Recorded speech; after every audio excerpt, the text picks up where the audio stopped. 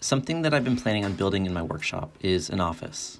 I need a dedicated space to edit these videos, record voiceovers, make plans, do research, just do a bunch of stuff. And it has to be large enough for a desk and storage. The reason for raising it off the ground is so I can roll storage carts underneath. I'll be building these carts in the near future. It's all part of my grand plan to be as organized as possible. I've taped out the rough footprint on the ground. It's 6.5 feet wide and sticks out 5 feet from the wall. There's a 12-inch space on the left between it and the door, and a 2-foot wide gap on the right. I'm planning on that being a place for a roll-out wood storage cart. Potentially, the most important part of all of this is the electrical outlet right in the middle. It'll be the power source for everything inside the box. I made some plans, picked up the first round of material, and unloaded the supplies directly into the workshop for the first time. Pretty cool.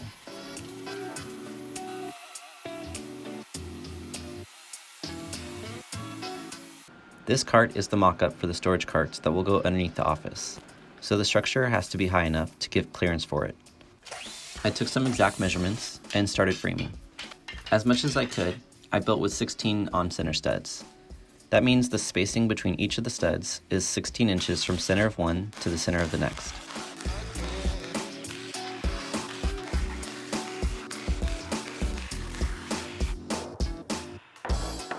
Working with the height of the cart and giving an extra inch of clearance, I set my line for the bottom of the frame. I screwed in a temporary board lining up underneath the mark. This board was as level as could be. I rested the back of the frame on the board and clamped the front to a vertical board in roughly level position. Then I sent screws into the wall, attaching the back of the frame. All the screws went into studs behind the plywood wall. The next thing to assemble is part of the front legs. I say part because they get beefier a little later. This first thing is a 4x4 that attaches inside the frame. I spent a bunch of time making sure the platform was level in all directions and the legs were plumb.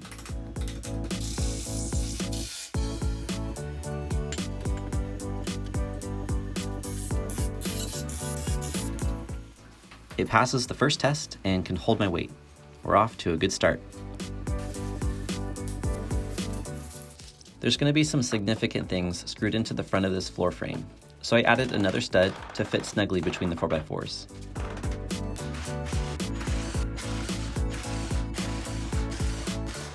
I removed the temporary stud in the back and doubled up on the screws going into the wall. This office will also function as a studio to record voiceovers, like what you're hearing now. Each wall, floor, or ceiling needs to be 2 layers and use as much sound-reducing insulation as possible. The easiest way to install insulation in this floor frame is to board up the bottom. I used 1/4-inch plywood cut to size and screwed into the underside of the frame. Since I planned ahead, the long edge of the sheet lines up with the center of the front stud, giving room to attach the next one. The next one needed to be cut differently to fit around the 4x4 legs.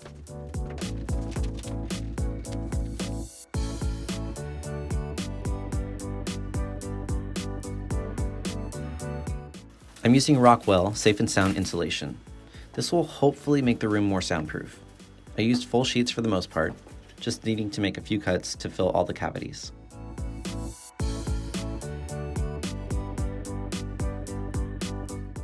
The 4x4 legs can't be the only supports for the front.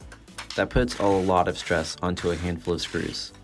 I added some girth to the legs by wedging a 2x6 to the front and a 2x4 on the side. This puts direct weight transfer down to the floor. The framing will line up with the front of the platform, but I need a small ledge to stand on out front. These 4x4s will be the support for that ledge. It doesn't need to be a big ledge, just enough to get a partial foot on it. They're attached with long lag screws into the thick frame behind it.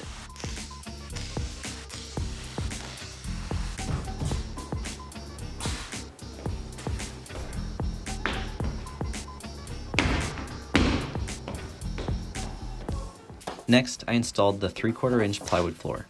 Ideally, I use as much of a sheet as I can in the front to make the ledge stronger. It lined up almost perfectly with the first stud away from the wall. I popped a handful of screws to hold its position, then trimmed the left edge. The rest of the platform had to be cut from a new sheet. It split the center of the stud where it met up with the other sheet.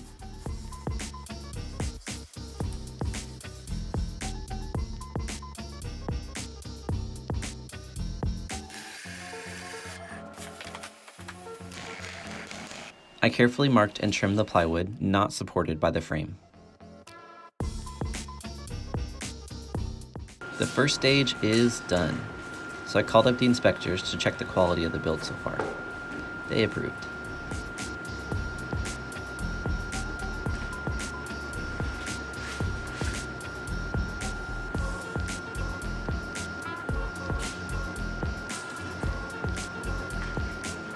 This height was carefully planned out, not only so I could roll carts underneath, but also so it's still roomy in the office. I need to be able to stand up and not hit my head on the ceiling. I had just under 7 feet to the top of the wall. I got my measurements, cut some studs, and put the first frame together. Just like before, I spaced the studs 16 on center as much as I could. I leaned up the wall, lined it up with the edge of the platform, made it vertical on the wall, and popped in some screws.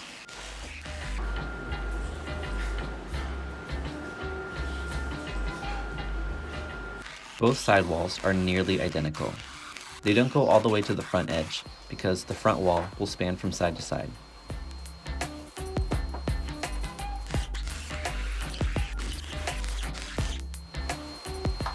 This last frame was a beast and kind of complicated. It had a doorway for a 24-inch wide door, so it's split at the bottom. At either end is a 4x4. The door will just barely fit the height. I'll fine-tune the fit later, but for now it's just a single 2x4 across the top. My first attempt at raising the frame ended poorly.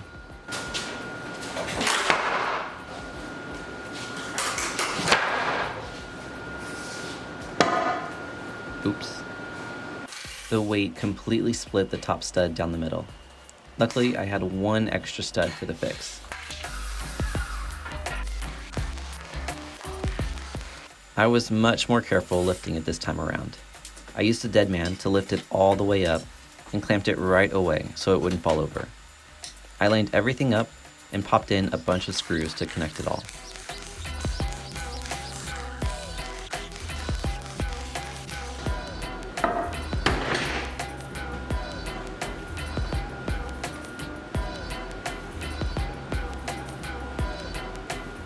Okay, the main framing is done. This is already starting to look like something. On to the sheathing. In order to hold the sheet up, I added blocks to the underside. I'm using 1/2-inch plywood for the outside of the walls. This will give the building strength and allow me to attach things anywhere I'd like. I cut the excess and flush trimmed the edge. This next piece was tricky. I had to have a notch to fit around the ledge. After screwing in the bottom row, I had to finagle the walls to make them perfectly square.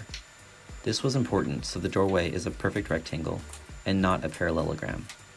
It really didn't have to move much, just the weight of the ratchet shifted it enough to make it perfect.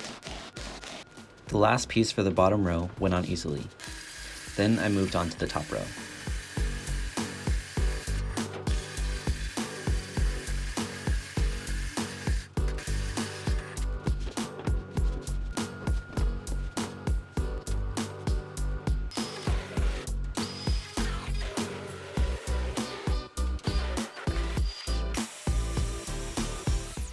This last piece was for the entire top front. I put it up with the full width, then trimmed the overhang. When cutting the doorway, I didn't go all the way up because I didn't have the door yet. If I overcut, then I'd have to figure out a fix.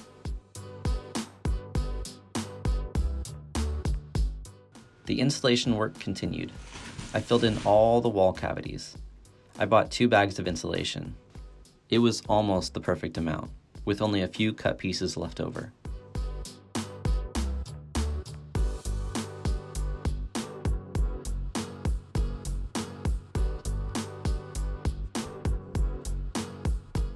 To my understanding, the better that the room is airtight, the better the soundproofing will be.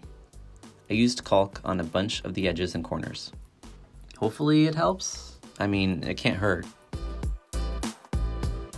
Moving on with the floor of the office. I first put down a layer of floor dampener. This is meant to make the footsteps on the floor quieter. Not sure if it'll help with soundproofing, but worth a shot. I installed vinyl flooring with a gray, distressed wood look. I've never installed floor like this before, but it was actually really easy. I just had to make cuts so my pieces went as close to the wall as possible. They clicked together with a rubber mallet. The planks come in a few different widths. I alternated my seams as I worked my way across. The last board just had to be cut differently to stick into the threshold a bit.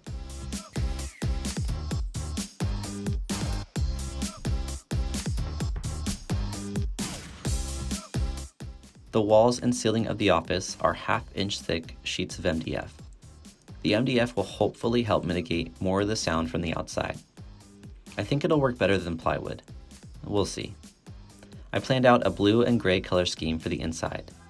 The colors I chose are softer and meant to be calming. 3 of the sheets needed to be painted blue. I found it easier to just pour the paint directly on it and roll it around. MDF tends to soak up a bunch of paint, so this keeps me from having to do more than 2 coats.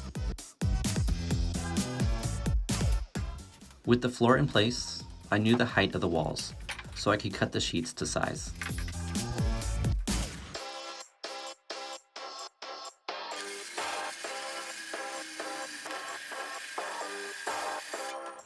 These sheets are heavy and awkward to maneuver.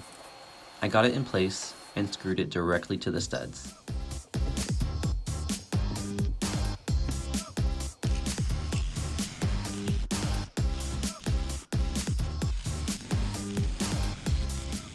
I planned for 48-inch wide sheets, but for some reason these are 49 inches wide, so it overhung the stud.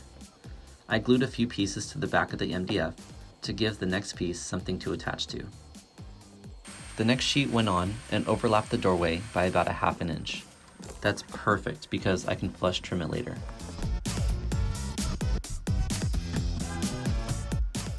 The last full blue sheet goes against the building wall. This is where the outlet is located. I carefully measured and cut out a rectangle so I could bring the outlet forward to make it look like it was meant to be in the space, instead of it being recessed. This is how I'll get power to the office for all the computers and hardware. 2 sheets needed to be painted gray. I used the same method as before. I should note it's a lot easier painting it like this, flat on the ground, than after putting it up on the wall inside the office.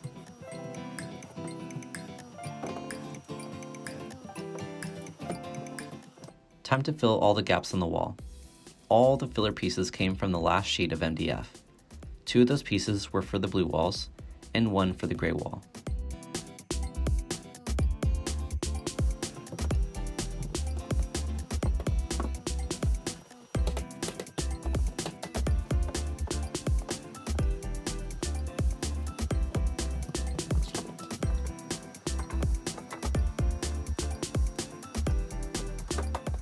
The inside walls were done, so now time for the ceiling.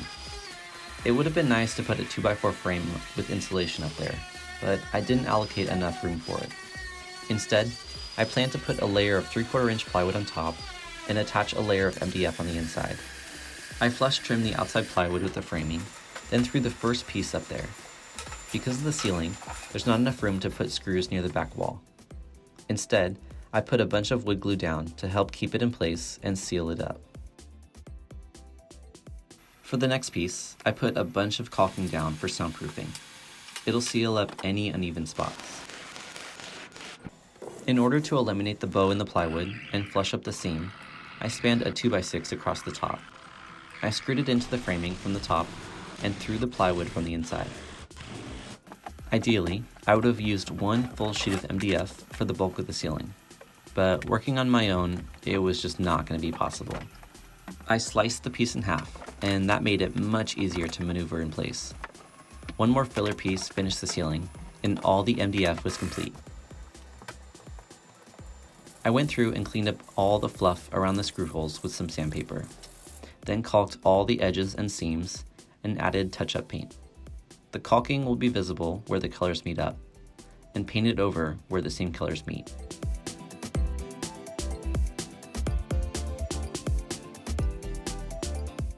Before I had finished the MDF, the door arrived and I brought it up to see how it fit. There was enough room for another 2x4 at the top, so I added that in and flush trimmed the threshold.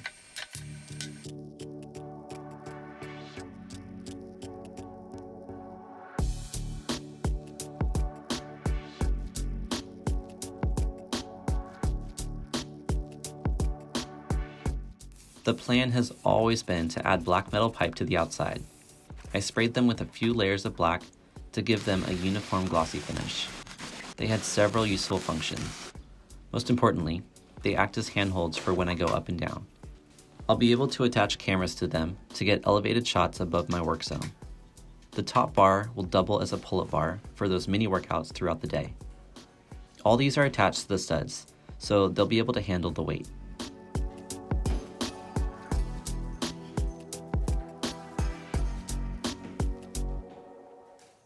On to the door. The side that is inside the office will be white. The door came primed, so I sprayed it with 2 solid coats of glossy white. When spray painting, do better than me, and remember to put the filters on your respirator. After that cured, I moved on to the front. I taped the side edges a specific way. The side that opens into the office will stay white, and the other will get sprayed with the front. For the front, I sprayed it with deep blue. This color seems to be a trending theme with things in my workshop. I just like the color a whole bunch. A day later, after giving the spray paint a good amount of curing time, I worked on the door hardware. A few different jigs assisted with the hinges and doorknobs to make them fit perfectly.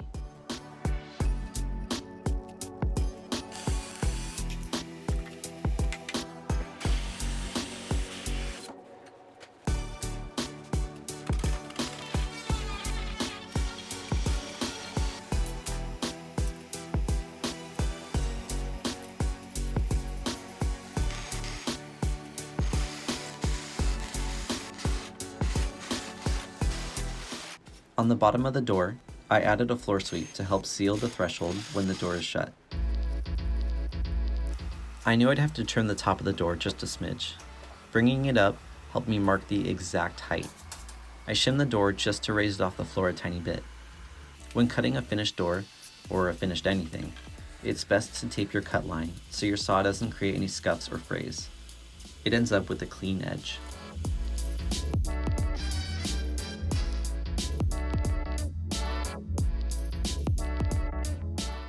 I brought the finished door back up and screwed it in place. I was hoping for it to be a perfect fit, but it was just a hair too wide at the top and bottom.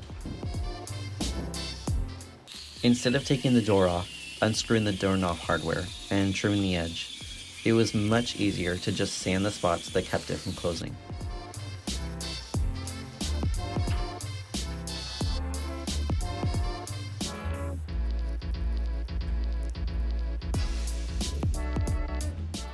Now that the door could close, I created room for the strike plate to lay in the wood.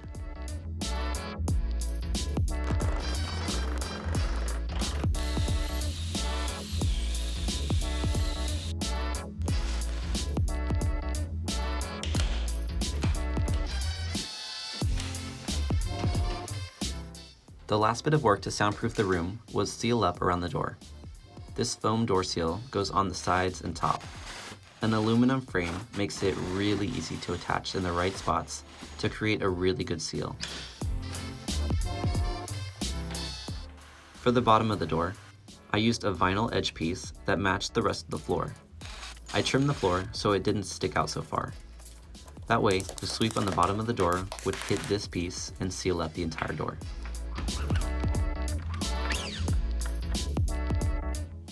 And that's it.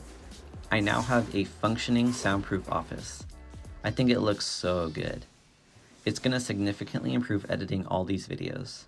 Instead of bouncing around from the kitchen to the living room couch to the guest room, I have a dedicated hub where it'll be easy to archive footage, record voiceovers, and spend way too many hours buckling down and chopping clips together. There's a bunch of things still to do on the outside and inside, but I'll get to that down the road. I'm excited to build the storage carts for underneath so I can organize all the things that have been waiting for this to be built. Going up and down is easy. I'm young and agile, and I do stunts for a living, so the fact that it's up high is a non-issue. If anyone is concerned that it's too big or a waste of space, the total footprint is 33 square feet. In a workshop that's 600 square feet, that's 6% of the room. And I'm still going to use that 6% for a ton of storage. I think it's a great way to maximize the space. Signing out from the office for the first time. Okay, that's it for now. See ya.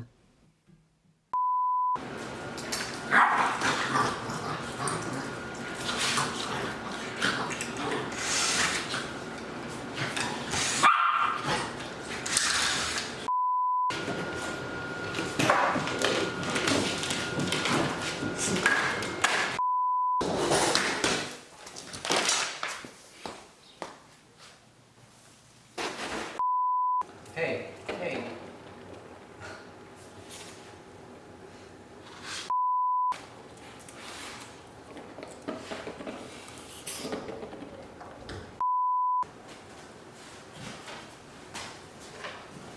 Nope.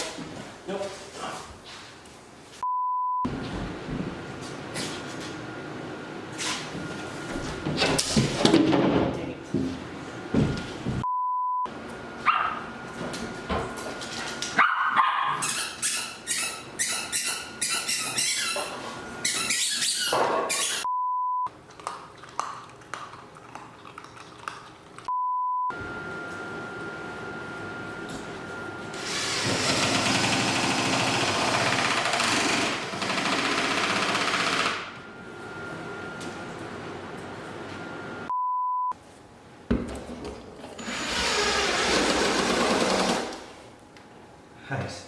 Hey, Bill.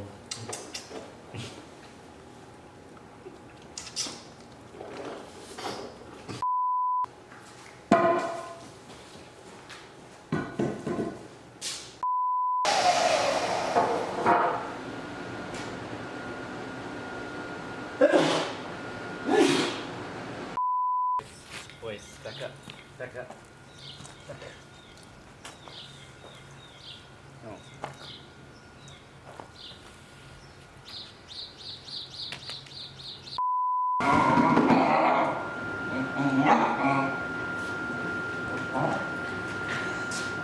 That's all.